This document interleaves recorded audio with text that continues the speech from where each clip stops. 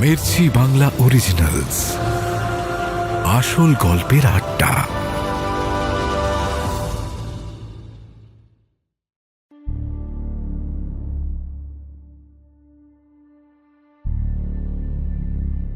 রিজু এক দৃষ্টিতে তাকিয়ে আছে সাপের দিকে। সাপটা ক্রমশ তার দিকে ফনা তুলে এগোনোর চেষ্টা করছে। রিজু পিছোতে থাকে এক পা করে। সাপটা ছোবল মারতে যাচ্ছে বারবার। কোনো মতে সে পিছিয়ে গিয়ে ছোবল থেকে বেঁচে যাচ্ছে। ধীরে ধীরে রিজুর আর চোখের পাতা পড়ছে না। একদম স্থির হয়ে আসছে তার শরীর।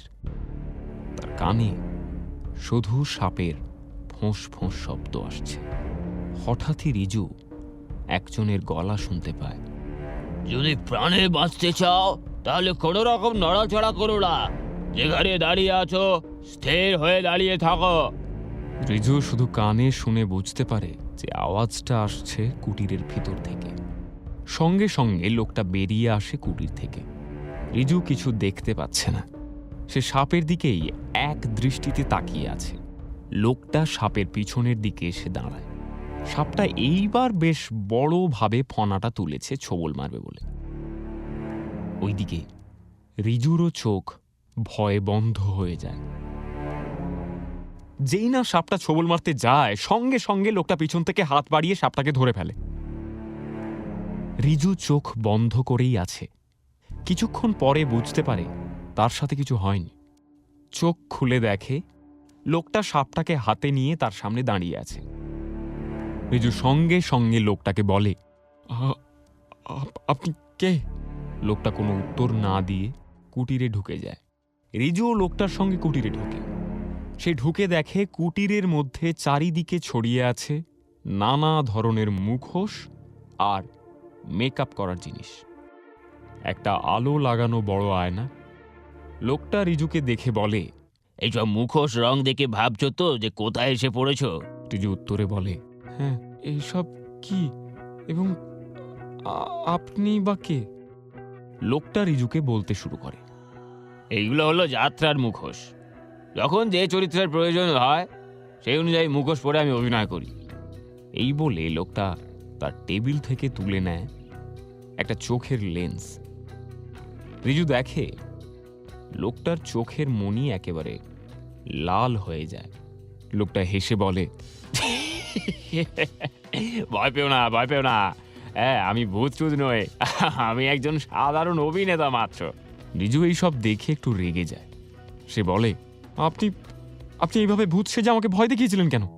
লোকটা বলে, বেঁচে থাকার লড়াই, বুঝলে? সামান্য কটা টাকা পাই যাত্রা করে, তোমাকে ভয় দেখিয়ে কিছু উপরি টাকা কামানোর লোভে ভয় দেখিয়েছিলাম। রিজু বলে, কে দিয়েছিল এই টাকা আপনাকে? লোকটা চুপ করে আছে, কিছু বলতে পারছে না।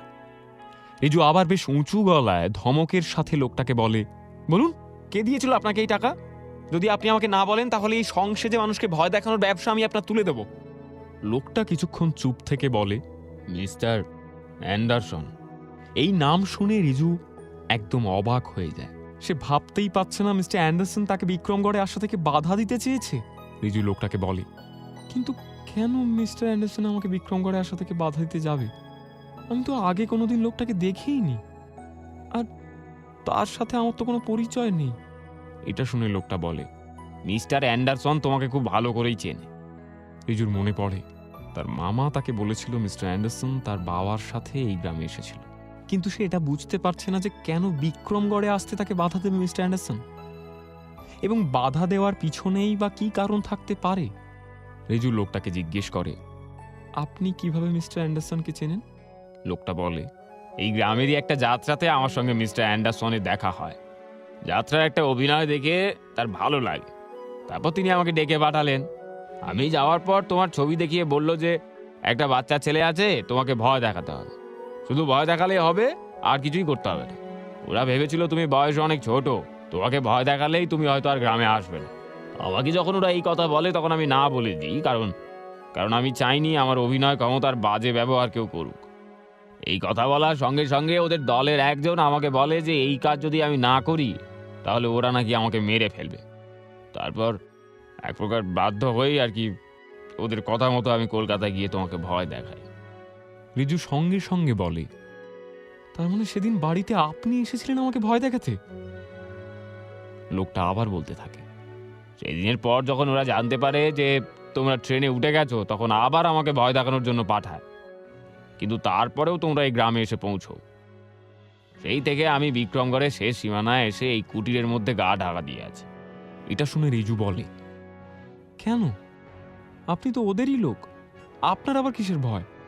লোকটা উত্তরে বলে, আমি ওদের লোক না বলেই আমার ভয়। তোমাকে এই গ্রামে আসা থেকে আমি আটকাতে পারিনি, তাই জন্য ওরা দেখলেই আমাকে মেরে ফেলবে। রিজু বুঝতে পারে এই লোকটার পরিস্থিতি। লোকটা আবার ভয়ে ভয়ে বলে, শোনো, তুমি তোমার মাকে নিয়ে এই গ্রাম থেকে চলে যাও, না হলে ওরা কিন্তু একে একে সবাইকে মেরে ফেলবে। রিজু বুঝতে পারে না এমন কি হতে পারে যে সবার প্রাণ সংশয় হবে। লোকটা বলে, ওরা এই গ্রামকে লুট করবে, যে ওদের পথের বাধা হবে তাদেরকে ওরা শেষ করে দেবে। রিজু বলে, লুট করবে মানে? লোকটা বলে, বিক্রমগড়ে যত প্রাচীন মূল্যবান সম্পদ রয়েছে সব কিছু বিদেশে পাচার করা হবে। আর ওই যে মিস্টার অ্যান্ডারসন, ও হলো এই ঘটনার মূল মাথা। রিজু বলে, কিন্তু কিন্তু এত কিছু আপনি জানলেন কি করে? লোকটা খুব আস্তে আস্তে বলে, তোমার বাবার জন্যে। রিজু একদম চমকে ওঠে তার বাবার কথা শুনে।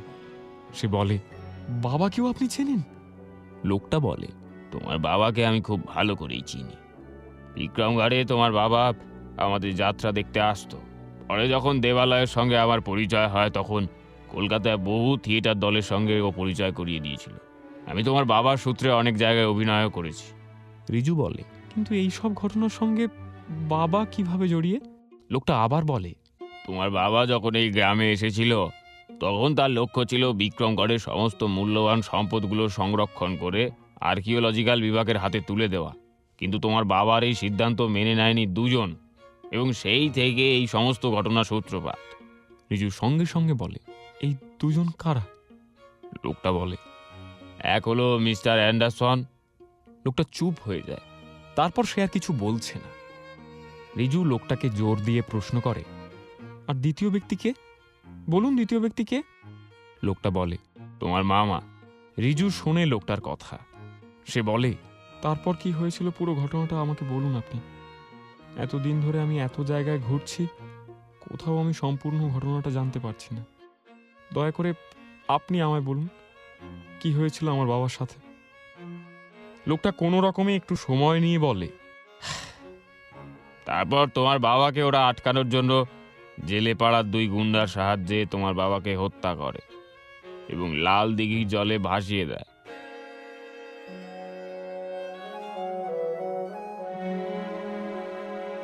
রিজু একদম ভেঙে পড়েছে। সে বিশ্বাস করতে পারছে না তার নিজের মামা মিস্টার অ্যান্ডারসনের সঙ্গে মিলে তার বাবাকে হত্যা করেছে। লোকটা রিজুর কাছে এসে এক গ্লাস জল দেয়। রিজু বলে,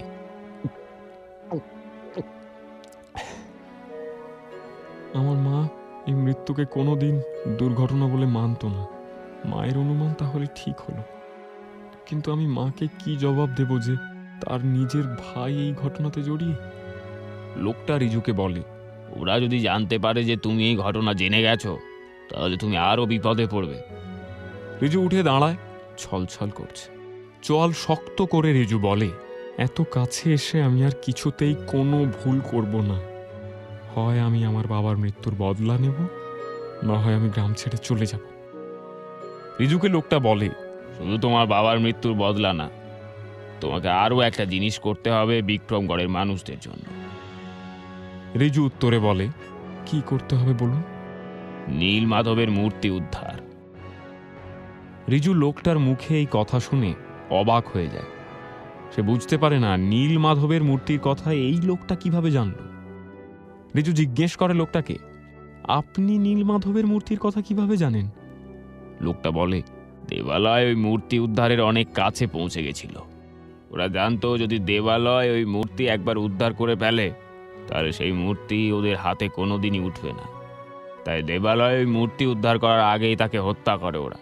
রিজু বলে, বাবা কিভাবে নীল মাধবের মূর্তি উদ্ধারের কাছে পৌঁছে গেছিল? লোকটা বলে, একটা নকশা।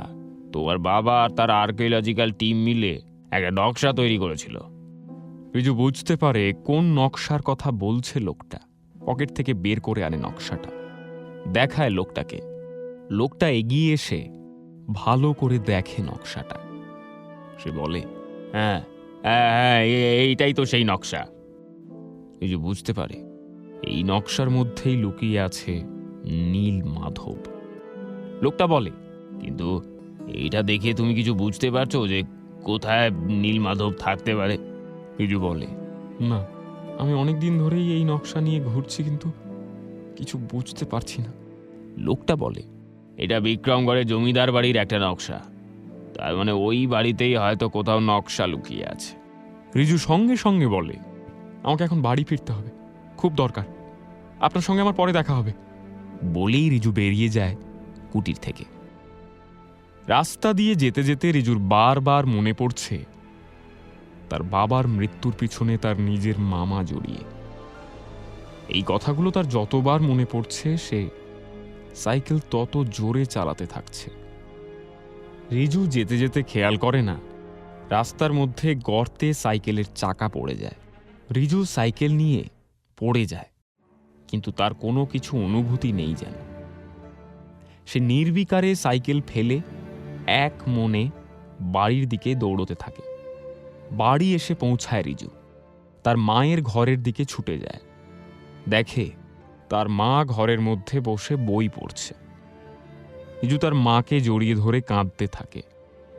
তার মা বুঝতে পারে না হঠাৎ কি হলো যে রিজু এভাবে কাঁদতে শুরু করলো। সে রিজুকে বলে, কি রে রিজু, কি হয়েছে, এইভাবে কাঁদছিস কেন? রিজু কোনো উত্তর না দিয়ে তার মাকে আরো জড়িয়ে ধরে। তার মা খুব চিন্তায় পড়ে যায় রিজুকে এইভাবে কাঁদতে দেখে। সে আবার বলে, কি হয়েছে বলবি তো, কেন তুই এইভাবে কাঁদছিস, কি রে? এইবার রিজু তার মাকে বলে, মা, মা তুমি ঠিক ভেবেছিলে, বাবার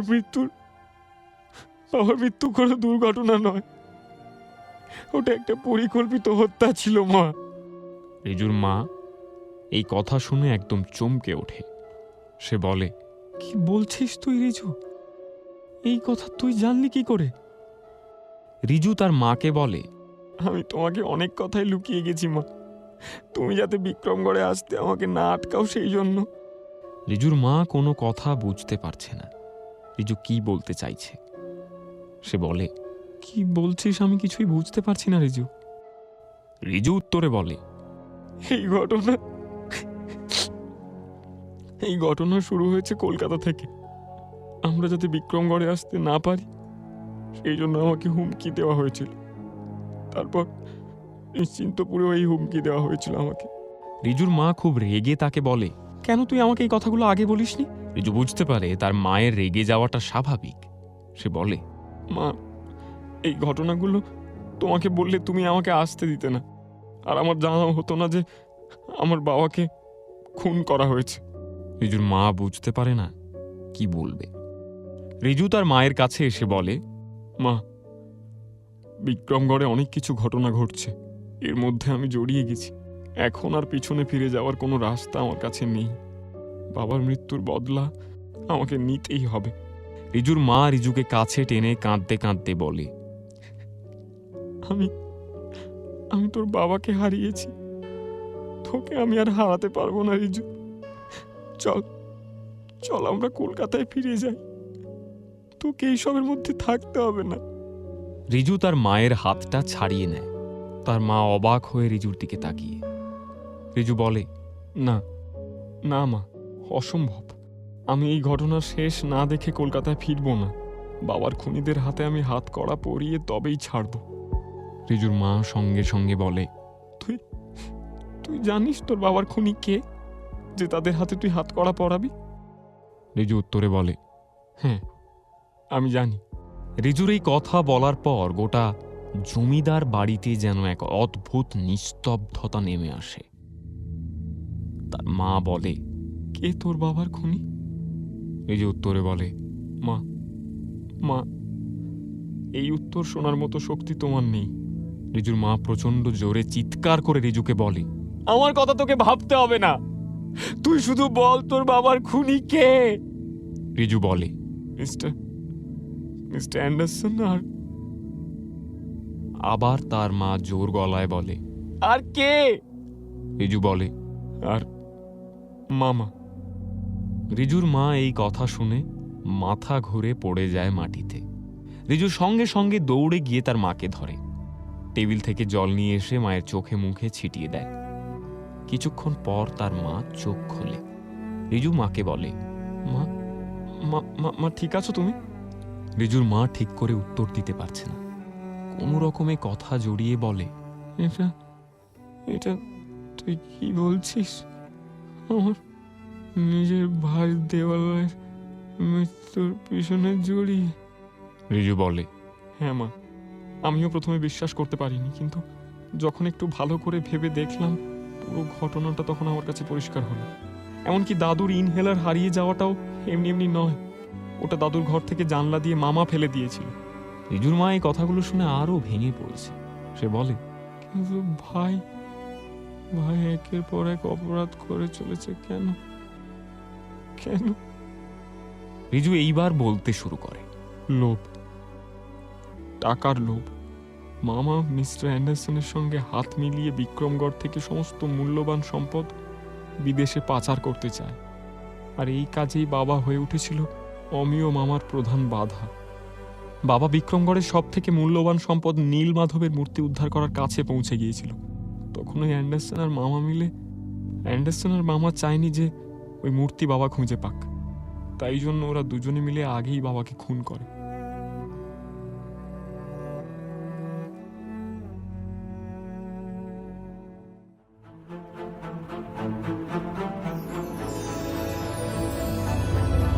মির্চি বাংলা অরিজিনালস, আসল গল্পের আড্ডা।